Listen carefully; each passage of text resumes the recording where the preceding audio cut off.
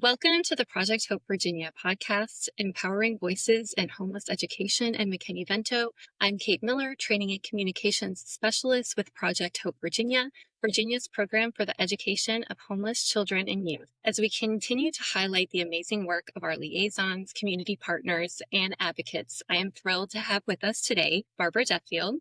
Barbara is the Executive Director of Schoolhouse Connection, a national nonprofit dedicated to overcoming homelessness through early care and education. For more than 30 years, Barbara has been a leading voice in shaping policy and practice to support children and youth experiencing homelessness. Today, we'll hear about Barbara's journey from grassroots advocacy to national leadership, what inspired her to co-found Schoolhouse Connection, and how we can all be a part of building a better future for all students, no matter what their housing situation is. Thank you for joining us today, Barbara. It's a pleasure to be here. Thank you so much for having me. So just to get an idea of a little bit about your background and what informs the work that you do today, I'd love for you to talk a little bit about where you're from, what your experience was like growing up, and how that shaped the work that you do. I grew up in Michigan. I grew up in a rural part of Kalamazoo County, Michigan. My father was the first person in his family to complete a college education. My grandfather, his father, worked in Pennsylvania in coal mines there. My mother also was the first person in her family to go to college. Her father was a butcher in a very small town in Ohio. So both of them, as first generation college students, really impressed upon all of us, all four of us in our family, the importance of education. And in addition to that, I just love school. I love being there. I love participating in all of the events. So both sort of seeing my own family's trajectory through the power of education, both high school and college, and then just my own passion for learning and education and the role of schools, I think were some of the formative experiences that led me to really see education as this engine of opportunity. Right. You've definitely carried that with you throughout everything you've done since. Can you talk a little bit about that early work that you did specifically with students experiencing homelessness and how that impacted the next steps you took in your career path? I moved to Washington, D.C. from Michigan with my then fiance, now husband of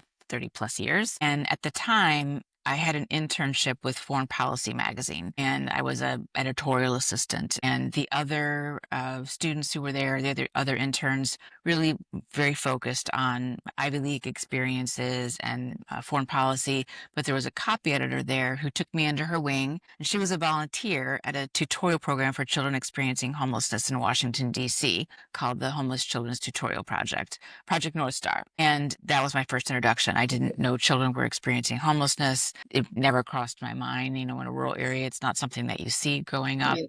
I mean, even in college in Ann Arbor, you didn't see homelessness, at least not then. So that was the first experience working with those children, seeing the challenges that they faced, but also seeing just their incredible potential and just the extra with opportunity and assistance, what they could do and how they could achieve. So that was really the first experience and the most lasting one, because I was working directly with school-age children and helping them with their schoolwork and seeing how all of this came together in their lives. I know over the next 2 decades after that, you took on roles as the Director of Education for the National Coalition for the Homeless, and then the Director of Policy and Programs at the National Association for the Education of Homeless Children and Youth. And during that time, you were helping to lead the conversation and bridge the gap between educators and service providers, agencies, and lawmakers. So could you just reflect a little bit on what some of those lessons were that you took away from being in those positions? Yes. So at the National Coalition for the Homeless, when I first started working on policy issues, again, my background, my degree was foreign policy. It wasn't domestic policy. So I really relied on people who were there to tell me the basics of how laws in the U.S. are made and how the Appropriations Committee work and all of those pieces. So I was fortunate to have people there to support me in that real-time learning. My first day on the job there was the day that then Congressman Newt Gingrich announced that there was going to be a Rescissions Act to potentially eliminate the McKinney-Vento program. So it was truly baptism by fire. Like the first task was save this program from being eliminated. And that immediately meant that I needed to find out who worked with the program, who were the state coordinators, who were the liaisons, who was doing the work to really understand more about it and to really make the case for the program. So that was really the start there. And then over time, I worked on other policy areas. I worked on housing, I worked on income, a little bit on healthcare, but it was always education that was my passion. And in part because, again, of the role it plays, but also because I really fell in love with the people doing the work, really fell in love with the state coordinators, the local liaisons, and just how creative they were and are about ensuring equal access to education for children who are experiencing homelessness. Worked then again at NACY, as you mentioned, for 13 years across a lot of program areas, including then starting to work a little bit on early childhood and higher education. And, with this mantra of like, can we McKinney-Vento-ize across the full continuum of learning from early childhood through higher education. And again, seeing many, many changes happen there, from changes in special education law to higher education, et cetera. And then, of course, at Schoolhouse Connection, we really have grown even broader and deeper to connect across the continuum of learning and to connect with those key partners in the housing space, in the healthcare space. Right. I love how you turned McKinney-Vento into a verb. I think that really lends to just how important it is to connect all those different groups and different partners to give our students that full wraparound support. So thank you for sharing all of those lessons. I'm sure there are many more. What are some of the accomplishments from that time that you're most proud of? From the time at the other Yes. organizations, first thing is making sure McKinney-Vento Mhm. stays intact. I think also very proud of and continue to be proud of our ability to work across the aisle in a bipartisan fashion. This program and issue has long had bipartisan support, and that's so important for so many different reasons. So also proud that that has continued. Certainly the amendments to Head Start, for example, Yeah. to make sure that young children are prioritized for Head Start, are able to participate, are something I feel great about, because again, we're making connections and we understand that children need to come to school ready to learn. They have many comprehensive needs, and having partners like Head Start that see families who are homeless, that are identifying them, are just an incredible resource and a great complement to the K-12. And I would also say too, the work for within higher education to make sure that our youth who are homeless and unaccompanied are able to be considered independent students. And, we continue to support that policy and have strengthened that policy today, but really looking back at how important that was. But I think I'm just going to jump into the Schoolhouse Connection piece. And you've done so much since you started Schoolhouse Connection, and I want to take a lot of time to unpack all of that. So if you could first just talk about what motivated you to take that step to create Schoolhouse, the mission of Schoolhouse Connection, and then some of those key areas of advocacy that you all focus on. Schoolhouse Connection is really born out of a need that we saw in the field of homeless education and beyond, to be very nimble across issues as they came up. Obviously McKinney-Vento and K-12 is a cornerstone of our work, but issues come up around natural disasters, issues come up around immigration, for example, issues come up around helping students with disabilities. So to think about all the needs of children, youth, and families who are experiencing homelessness, and to create an organization that could really wrap itself around all of them. And also, and this is very critical to Schoolhouse Connection's vision and how we carry out our work, is that practice and policy cannot be separated. We need to work equally hard on implementing laws that are actually enacted, as we do for strengthening those laws and new laws. So most of our team at Schoolhouse Connection is engaged in what we call practical assistance. So some of that's training and tools and tip sheets. A lot of it is answering questions about real life situations that come up. And we have a Q&A from the field where we put out the questions that we get. And again, real life questions that come up, convening people, identifying best practices. So really that passion for understanding that creating opportunities for children and youth experiencing homelessness homelessness means not just the policy piece, but also then working diligently to make sure that children and youth benefit from those policies across, again, the full spectrum of learning. What are some of the challenges that you faced that while you were launching Schoolhouse, and maybe some of them that you didn't expect or that were surprising to you? I think creating a new organization from scratch is daunting in and of itself, but I think part of our challenge was an identity, to create an identity that was broader than just me. And my co-founder, Patricia Giuliano, we've been working in this field for decades and our names were out there. But Schoolhouse Connection is much more than Patricia and Barbara. So creating a brand identity and having team members who understood the vision, executed it passionately so that the field would understand that Schoolhouse Connection is Schoolhouse Connection, not just Barbara and Patricia, and that the same level of dedication and passion for practice and policy would continue in an organization that was dedicated to that.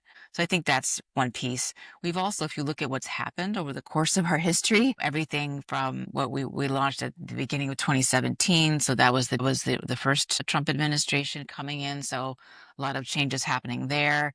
Went from there into the pandemic, from the pandemic into American Rescue Plan, homeless children and youth, and now again into an era of considerable political instability. So external events also have been challenging. And I should add, many disruptive natural disasters occurring at the same time. So those, to be responsive to those and to meet the needs of the field for each of those moments and as they continue to affect, that also has been challenging as well. But our greatest I want to say our greatest asset are the relationships that we have with people, particularly with educators, again, early childhood, K-12 and higher education, and those relationships and what we learn, as well as our scholarship program. So directly working with young people experiencing homelessness, those really help us weather all of those fluctuations and understand what we need to do better to help meet the need. Could you talk a little bit about some of the direct impact that you've seen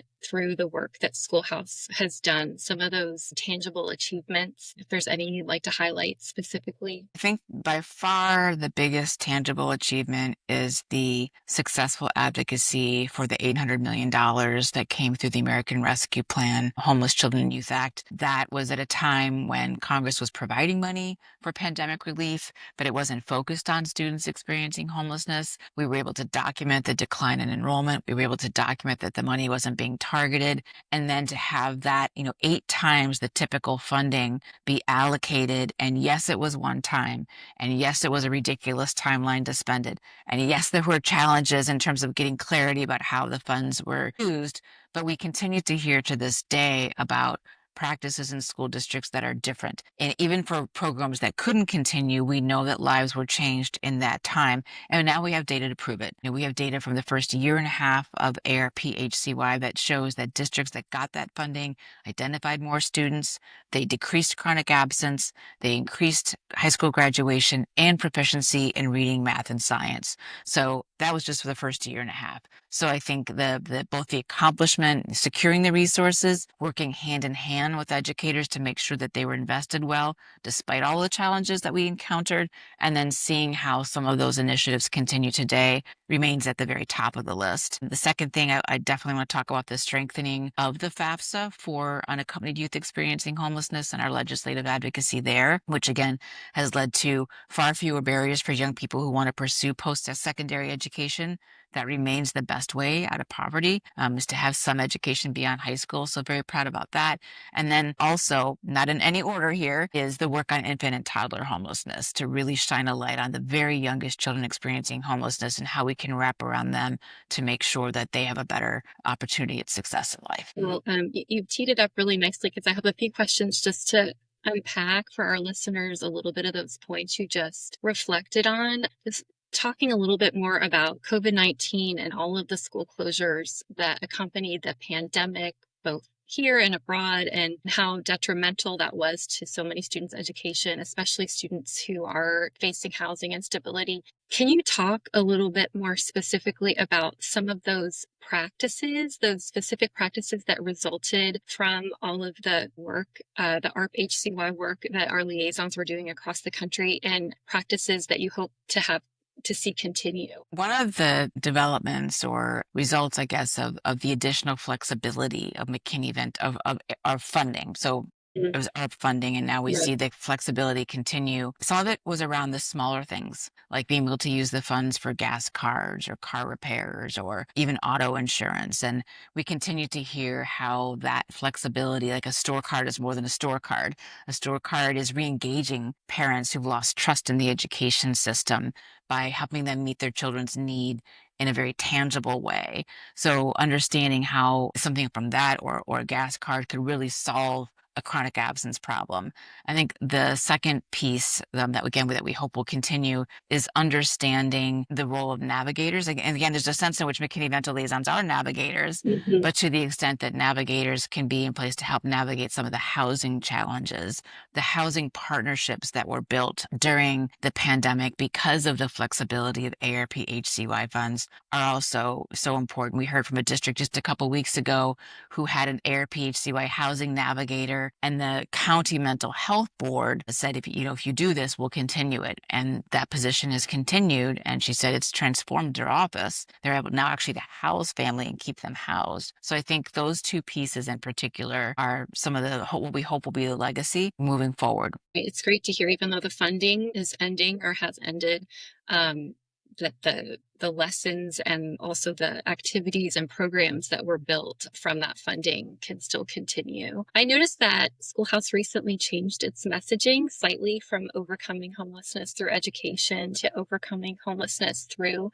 early care and education. And I was wondering if you could talk about why that was so important to you to expand that language and include early care in your messaging. We know and have learned just how critical those early years are for child development. The brain is developing faster between 0 and 3 than at any other time in life. It's a critical opportunity to make sure that families and children have the supports that they need. So it's one thing to know that, and it's another thing then to meet those early childhood partners, hear about the work that they're doing, and really know that we need to reflect that. And if they see overcoming homelessness through education, they're thinking K-12, but it has to be early care and education. So we wanted to validate what we've learned about child development. We wanted to validate what we've learned about the role of our early childhood partners, and we wanted them to be able to see that in our mission and to see how that way we are embracing that full prenatal through post-secondary continuum. And you were reflecting a little bit earlier about Schoolhouse's youth leadership and scholarship program and how that is a significant pillar of your work.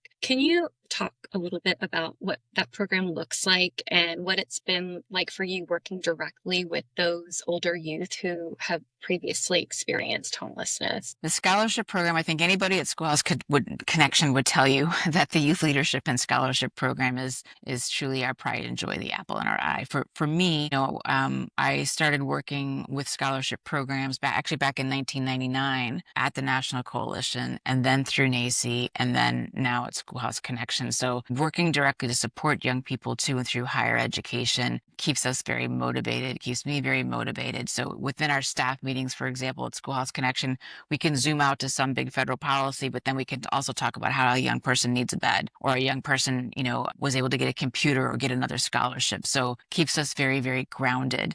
The Youth Leadership and Scholarship Program is a very comprehensive program. So it's a scholarship, but it also involves wraparound supports. We have 2 full-time staff who are dedicated to supporting young people. They have 3 in-person trips. So they meet, after we award the scholarship, they meet again in a year and a half later in DC, an opportunity for them to educate policymakers. And then they meet a third time for really sort of a life transition into the workforce. And that strengthens the cohort and really keeps them connected to us. So the students were just here a couple weeks ago. So very fresh, in my mind to hear directly from them how a couple things. One, how homelessness in childhood and high school carries with them into post-secondary, even if they have stable housing, how that lasting impact of trauma needs to be addressed in a real way. And you can have students who are doing well in school, very high achieving, but still have a lot of needs and a lot of help. And this particular group that was here talked a lot about that, about being overlooked because they were high achieving. So that's a lesson we all need to learn, and we need to learn that that continues into post-secondary. So that for sure. And then also, there's no way for people who are working on bigger policy issues to truly understand the issue than directly from young people themselves. So it's one thing, for example, for us to talk about how lack of transportation is a barrier. It's another thing to hear, 10 out of 12 young people at a congressional briefing say it was the biggest issue that they faced and what it meant for them not to have it. So both the direct witnessing of how they persist and stay successful and navigate their past issues of trauma with support from us, but also from each other, and also just the excitement that they have about the advocacy once they see people do want their feedback and that it can have such a big impact. Looking back on your work advocating for these students, especially your efforts speaking directly to policymakers, what are the most common misconceptions about the needs of students experiencing homelessness? And then what have been some of the most effective ways you've been able to make a case for those students? The first piece to say is that 0.9% of policymakers have never heard of McKinney-Vento before, and they've never heard of student homeless before. It's a very invisible population. And so when we are engaging in policy work with policymakers or their staff, first thing we do is ask, are you familiar? And 9 times out of 10, they're going to say no. So I think that, you might think that policymakers, of course, they know all federal programs, but they truly don't. And the first time they're hearing about it is from us. So there's that piece of it. The numbers are always surprising. So again, not understanding that children who are moving from place to place, living in doubled up situations, are experiencing homelessness, and then understanding what the role of school is. If you think that homelessness is a housing issue, you're not going to consider the educational implications, both in the short term, the immediate help that schools provide, but also that long-term big picture in terms of the ladder up and out of homelessness, the fact that the lack of a high school degree is the number one risk factor for continuing to be homelessness. So there's often surprise that homelessness exists in their communities, how many, and the role that it plays in the long term. In terms of what's been successful, by far and away, the number one thing is directly connecting people in communities who work with students who are homeless to their congressional offices. I can go in there, TJ, our senior federal program, we can go in there and it's just another group talking about another issue.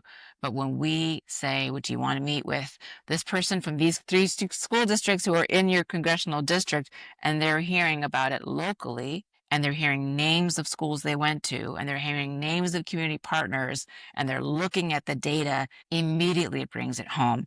So the single most important thing that's the most effective is that connection to people back home who are working with these children, youth, and families.